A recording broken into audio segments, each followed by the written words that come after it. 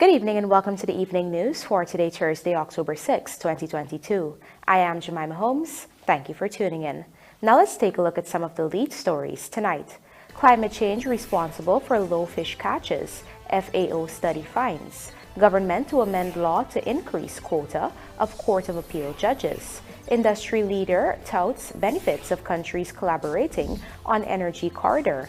Newer strains of COVID-19 can still pose a challenge, says Dr. Anthony, and stray catchers impound cattle even after Home Affairs Ministry revokes license. Now for the news in detail. Agriculture Minister Zulfikar Mustafa has revealed that a study conducted by the United Nations Food and Agriculture Organization has concluded that the low catches being experienced by operators in the fishing industry are as a result of the impacts of climate change. Here is Vanu Manikchand with our lead story tonight. In recent years, there have been claims that the oil and gas operation offshore Guyana has resulted in low catches by local fisher folks. But Agriculture Minister Zulfikar Mustafa on Wednesday said that the FAO report will be released soon and will show that it was in fact climate change that has caused this trend. That report is very objective. And I want to say that in that report, if one summarized that report, it concludes that because of climate change, we have seen the reduction of fishes around the normal fishing ground, unlike what other people are saying that are contributing to the low catches. Nevertheless, the Agriculture Minister noted that the PPPC government will continue to not only support fisher folks with initiatives such as the $150,000 one-off cash grant, but will also work with stakeholders and international partners to assist fishers in the face of this challenge of low catches that they are faced with. The fishery subsector in our country constitute a large set of people who depends directly, or almost 9,000 persons depend directly on the fishing industry in our country, and you have thousands of other persons who depend indirectly to earn a livelihood from the fishing industry. So the fishing subsector is a very important sector for us in the Ministry of Agriculture.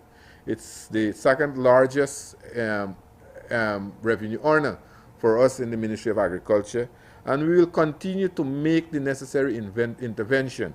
We will continue to give the necessary support, and we will continue to work with our bilateral partners, our international partners, so that we can have help for our fisher folks. Mustafa made these remarks at the presentation of 150 pieces of safety equipment by the FAO for small fisher folks in Guyana. These safety gears include fuel containers, life jackets, first aid kits, rain jackets, and whistles, a value of some $9.6 million.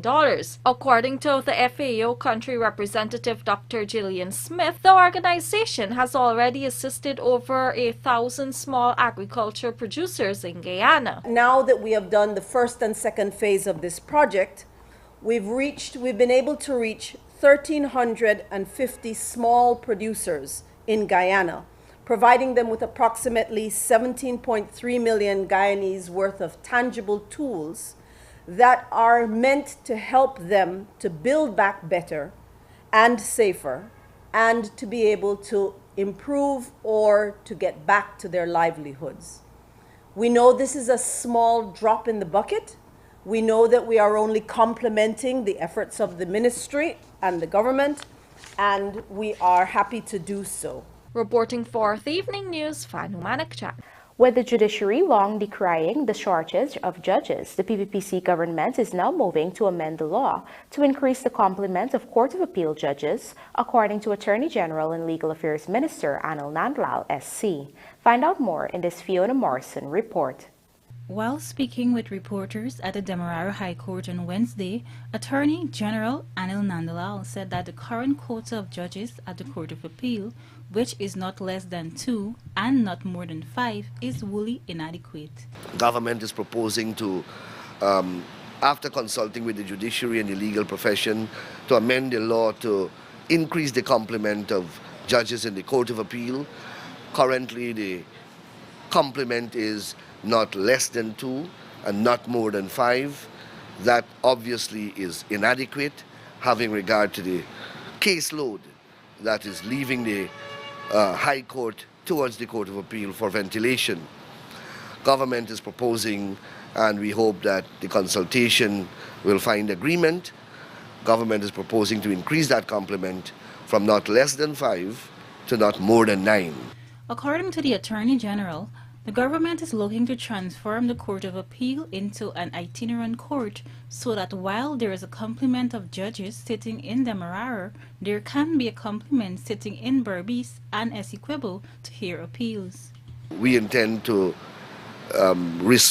work with the judiciary to resource the other backup staff that will make this a reality, because as the Chief Justice correctly pointed out, you can't only appoint judicial officers and don't give them the necessary resources and personnel backup for them to discharge their services. It's a all-encompassing exercise. So we intend to do that because our government considers the administration of justice as central to our country and an important factor in the democratic, economic, and social equation of our country. The Dr. Irfan Ali-led administration has been bombarded with calls to swiftly establish the Judicial Service Commission, JSC, to appoint more judges to ease the backlog of cases in the justice system. There is also a shortage of judges at the High Court. This newscast understands that while the required number of High Court judges is 20, there are only 12, and one of them is due to retire soon. Fiona Morrison, The Evening News. We now tell you that Attorney General and Legal Affairs Minister Anil Nandlal SC has stated that the establishment of a law school in Guyana would benefit not only the country and its students, but would also help to address overcrowding in similar institutions across the region. Vanu Manichand tells us more. During his weekly program Issues in the News, Attorney General Anil Nandlal said that the Guyana Law School is well on its way. Last week, the Council for Legal Education in the Caribbean region indicated that it would formally write the Guyana government on the requirements needed to establish a law school in Georgetown. According to Nandlal, this move is significant not just for Guyanese students. The two law schools, U Wooding and Norman Manley, are left to bear this heavy burden, and they have not been able to take off this load. And as a result, you have in Guyana alone possibly over 200 or 300 persons who have LLB degrees but have not been able to go to a law school. You have a few hundreds, if not thousands, in Trinidad. You have a few thousands in Jamaica and the rest of the Caribbean. And then you have so many other people. So this law school will be able to address the backlog of existing students. Currently, law students in Guyana are forced to attend the Hugh Wooding Law School in Trinidad. However, only the top 25 law students are allowed each year into the program. The Attorney General noted that the establishment of a law school here would enhance the country's portfolio of becoming a premier education destination in the region. We are already in the process of attracting many offshore universities of international standing and reputation to come and establish operations here. This law school will be another extension of that initiative which we are pursuing. When we bring people to this country, they will spend money here, they will rent, they will live here, and that brings revenue to the country. And there's another stream of revenue that we are pursuing. Previously, there were attempts by the APNU-AFC Coalition administration to set up a law school in Guyana without the CLE's permission, but AG Nandlal made it clear that Guyana will not steer away from the auspices of the Regional Council. I made sure that I made it clear that Guyana will continue to be part of that regional umbrella, that we will not act insularly, but we will act as a part of a collective, that we don't want a law school here that will not be part of the Council of Legal Education, but we want the Council Law School here, because that Council Law School has international standing. Reporting for the Evening News, Vanu Manakchand. Collaboration between countries on an energy pathway could maximize the benefits of natural gas for producers. This is according to International Oil and Gas Producers Executive Director Iman Hill. Here are the details from Gerald Bryan. Executive Director of the International Oil and Gas Producers, Iman Hill, was at the time speaking at the Guyana Basin Summit being held at the Pegasus Hotel. Hill noted that the possibilities of a bloc of countries shaping their energy policies as a collective are endless. Just imagine another energy bloc of countries that can shape their economic development collectively, despite Guyana and Suriname being neighboring countries. There are currently no cross-border agreements in place. To build resilient ecosystems of any kind, there needs to be collaboration. That we should strive to create a new normal, where increasingly we only explore and produce new oil and gas, where we've assessed every opportunity to attach an integrated carbon solution to it, whether that's carbon capture and storage, hydrogen, or some other meaningful option. According to Hill, energy security will hinge on attracting investments, and according to her, part of that will relate to incentives. If you construct a competitive tax regime with supporting regulatory frameworks, you'll set yourself on a strong path developing a strong industry that will not only drive your region's socio-economic development, but will also lead to securing energy independence. Energy security has certainly shot up the priority list of all governments. Guyana is currently in talks with a number of countries on an energy corridor, with a regional energy strategy being crafted. The countries expected to participate in that strategy include Guyana, Suriname, Trinidad and Tobago, Brazil, and even Barbados, which has natural gas potential. Gerald Bryan, The Evening News.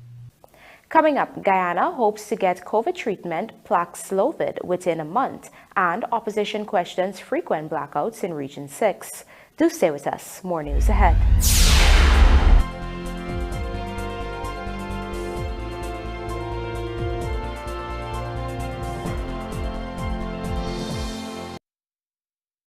Cheryl, girl, you won't believe. Sorry, I'm interrupting y'all. Marla, I'm here taking the census.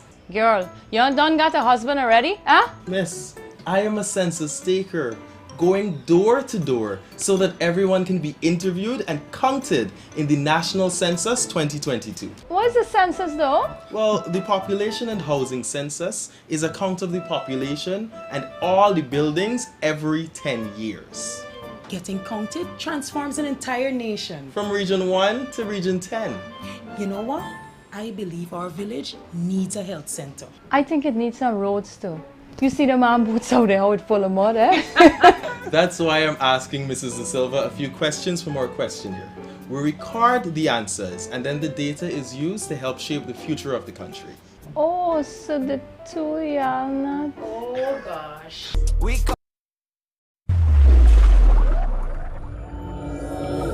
Superbet com certeza a sua melhor escolha. Com mais de 200 jogos online com Superbet, você aposta para ganhar. Cadastre-se hoje, tá esperando o quê? Basta acessar o www.superbet.gy, clicar em registrar e você já está apto a participar. Lembrando que o Superbet não é recomendado para menores de 18 anos. It's John Lewis Styles buy one, get one at half price sale. Buy any t-shirt, top, polo shirt, dress, pantsuit, or skirt suit and get the second one at 50% off. Same goes for shoes, handbags, and lingerie at half price. Hurry, because John Lewis Styles half price sale ends soon. It's John Lewis Styles buy one, get one at half price sale. Buy any t-shirt, top, polo shirt, dress, pantsuit, or skirt suit and get the second one at 50% off. Same goes for shoes, handbags, and lingerie at half price. Hurry, because John Lewis Styles half price sale ends soon. Looking to bring your dream home to reality? Or simply taking on a home improvement project? Then National Hardware Limited is where you should start. Let us put that touch to your home.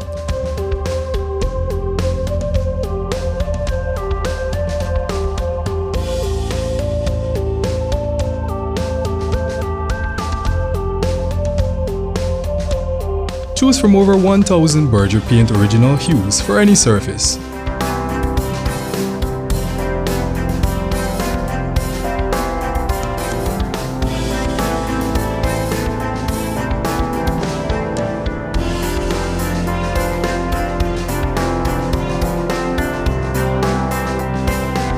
We are known for our trusted brands such as Westinghouse, Philips, Sadco, Rubbermaid, Pyrex, Gibson Home, and so much more.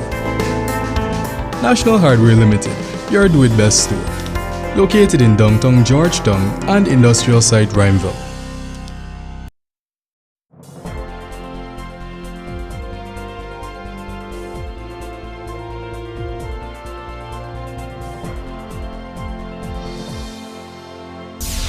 Welcome back. You're watching the Evening News. The COVID-19 pandemic is not over, and Minister of Health Dr. Frank Anthony is not ruling out the possibility that newer strains of the virus may still pose a challenge to the local public health system. Details in this report. Health Minister Dr. Frank Anthony has cautioned that newer strains of the novel coronavirus are emerging, and there is a possibility that these variants can pose challenges to the healthcare system. He was at the time speaking during a workshop on intensive care units management as part of a COVID-19 response program. With Omicron, you had BA1, BA2, BA3, BA4, BA5, and now they're also showing that there are new variants that are emerging. I think there's a BA 2.751.1 or something. So that one is emerging. Whether that becomes the dominant strain, we don't know. And there are a number, I think there are about 5 others that are now popping up. If these strains become dominant and they have a totally different clinical picture, then we might have trouble all over again. And that is why we have to be prepared, because we don't know what these future variants are going to be like and whether they will cause more hospitalization. He noted that experts are predicting that with winter coming, there may be a surge in cases in temperate countries. If that is the case, then we have to be prepared, because during this pandemic, one of the interesting things that we were doing, when we saw something in the US, in 2 to 3 weeks' time, we will see it here in Guyana because of the connections and so forth. So if we start seeing a surge in the US, I think we ought to be prepared. Meanwhile, Dr. Anthony also cautioned that citizens should not be fooled by the low numbers of daily COVID infections. The big challenge that we have is that I think there's a lot of COVID fatigue, if there's such a term, meaning that people just fed up. Nobody wants to wear a mask. Nobody wants to come and get vaccinated. So we have this challenge. But we are going to see people getting sick anyhow. And some of them would get a mild form. They might not present to any one of our testing facilities, so they go undetected. So not because the numbers are low, it doesn't mean that we don't have a lot of cases with COVID.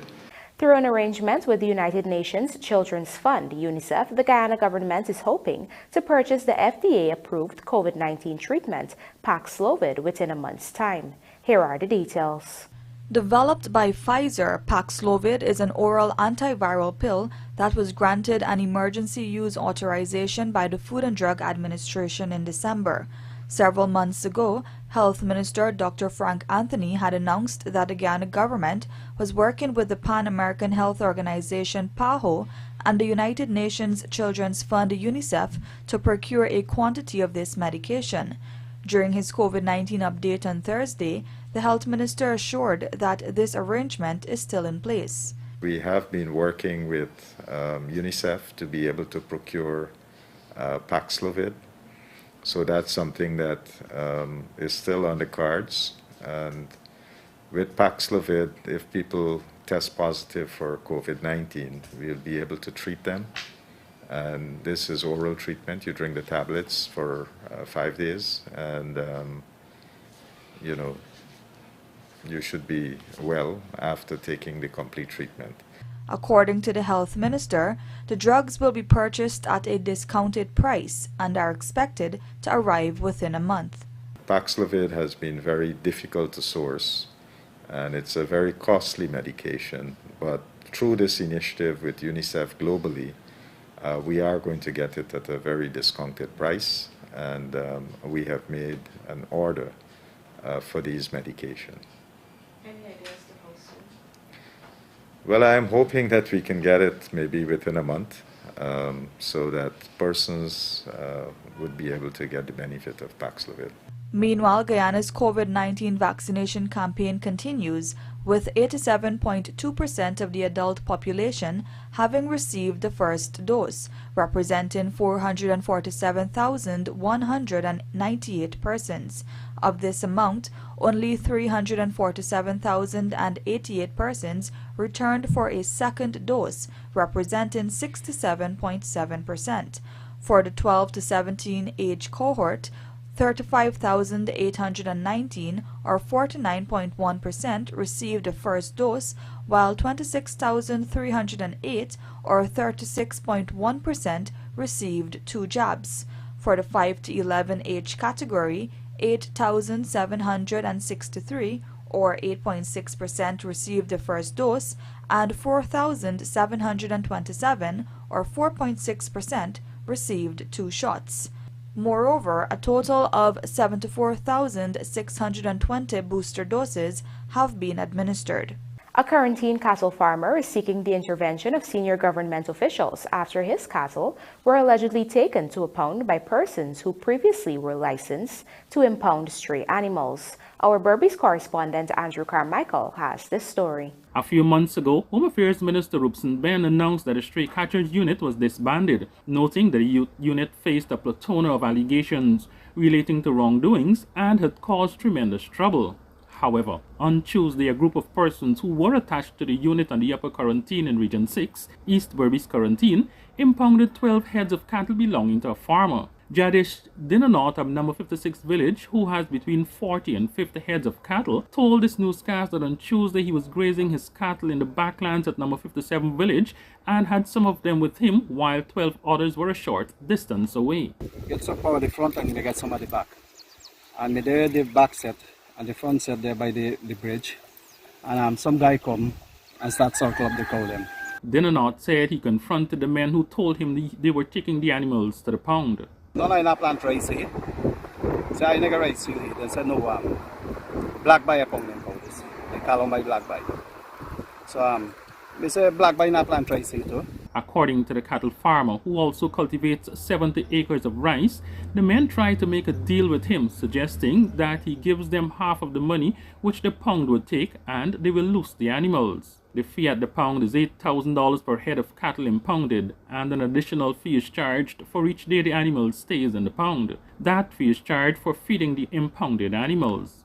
Dinanot said he did not strike a deal but allowed the animals to be taken away. The number 51 police station refused to accept the animals, citing provisions in the law. The animals were taken to a pound at number 55 village, which is owned and operated by the 5274 Neighborhood Democratic Council. The Evening News understands that on Wednesday afternoon the NDC was advised by the police to release the animals after meeting with the various parties. However, the NDC did not heed the advice. When contacted for a comment, chairman of the number 5274 Neighborhood Democratic Council Council, Nantram Gancham, said he was waiting at the NDC on dinner knot to have the matter investigated. After being reminded that this newscast was speaking to him on his home landline, Gamchan said that the animals will be released after the investigation. Dinanot, who had gone to the NDC to meet the chairman, who was not there, says he was told that the animals will only be released after the pound fee is paid. He is seeking the intervention of those who may be in authority. Andrew Carmichael, The Evening News. Amidst a series of daily blackout plaguing Region 6, Chairman David Armagan has said the system would soon see improvement.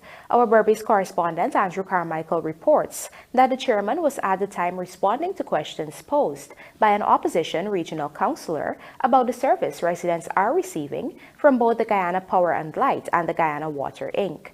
Here is more.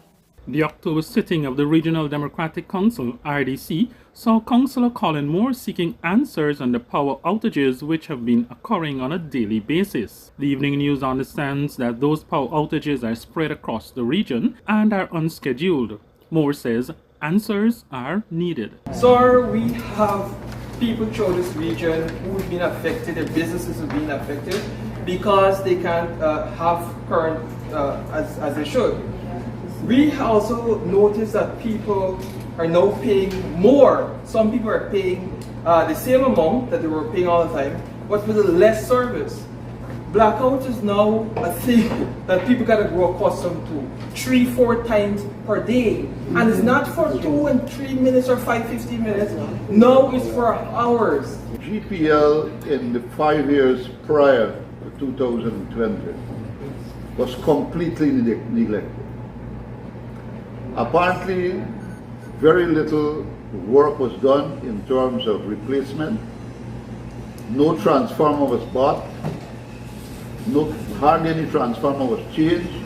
To top it off, appliances are destroying throughout this region, and these are poor people. And to top it off, they have to deal with a rising cost of living, and then they still have to pay the bills, and then they're not receiving the service. So, Mr. Chairman, I hope that the REO and the council can work with GPL and see how best they can fix that. Because in 2020, we were told right here that the reason why we were experiencing constant blackouts were because GPL was doing overall maintenance.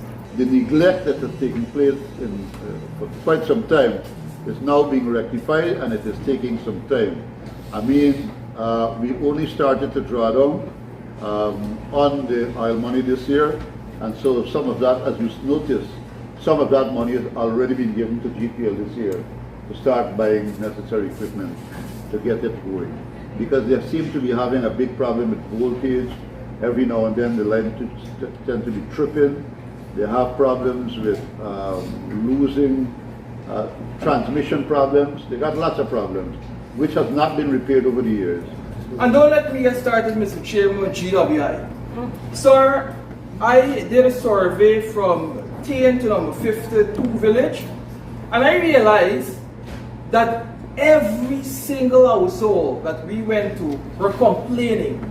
If it's not the access to water, it was the condition of the water.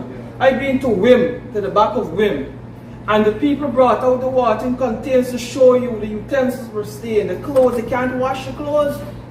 And obviously they can't drink it. And Mr. Chairman, you know that these people are poor people. And like I said, the cost of living thing we are trying to work with now. On top of that, they can't afford to buy water to drink or to cook, and they still have to pay the GWI bill. And it's a common thing in Tain, in Manchester, Kildonan. The people are suffering. There aren't water treatment plants throughout the region. As a result of that, the iron content of the water is very high, and that is responsible for the yellowness in the water. You know, there's a yellow, and so it makes your white clothes and so becomes a bit yellow. But government is working with the IDB and other institutions, also with our budgetary money that is put in place to do work. The chairman pointed out that government is aiming at putting water treatment plants throughout the region. He said the next budget should see at least one water treatment plant in Region 6. For the Evening News, Andrew Carmichael.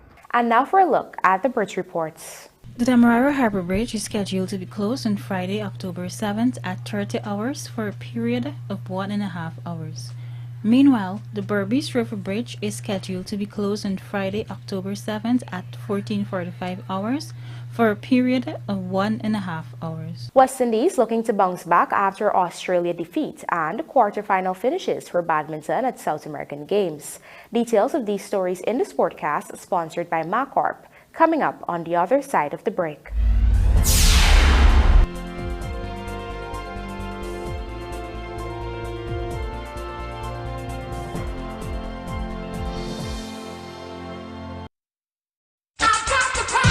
Miners, welders, and contractors. Have broken parts caused you tremendous downtime? Do you need an extra heavy-duty, dependable welding machine that will get the toughest jobs done and can also double as a generator to power all of your tools?